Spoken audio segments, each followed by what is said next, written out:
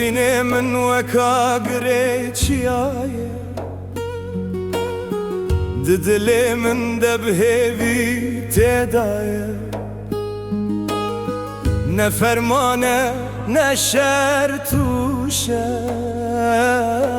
Bixwe hat bixwe jî maye Tu hatî wek roj li ser çemê Ronahî da şevên xemê Gotinên te bûn stranên dil Bi navê te tê gotin demê Evînê min tu cana min Tu jiyanî tu stranê dil Evînê min tu roja min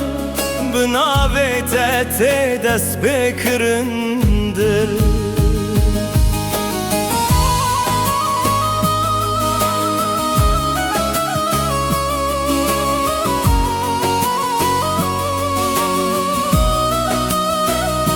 Ez kurim tu jî gulamın Bi te re temame dünya min Ger tu biçî dil bêdeng dibe Tu jiyanî tu cana min Li ber çavên te demre westiya Çem û çiya bûn şahitê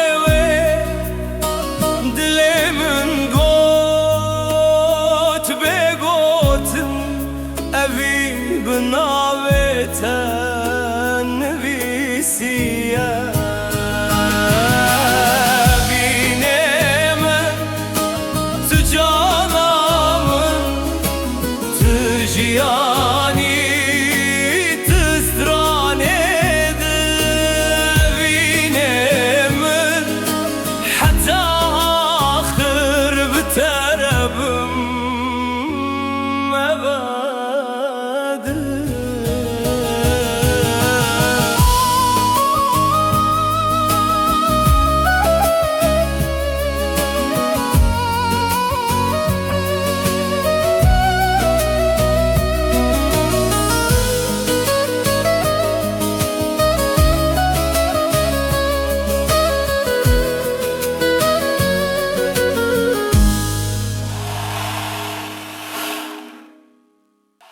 Evin ne firot ne neşet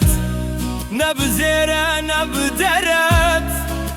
Evin şerti xwe bi xwe nivîsand Di dilê azad de kir xaniyet Ger rojê tarî bibin şev Navê te dibim ronahî Her ku dil ji dil re bêtir nêzik bibe Evîn dibe şertê saxî Evînê min tu cana min Tu jiyanî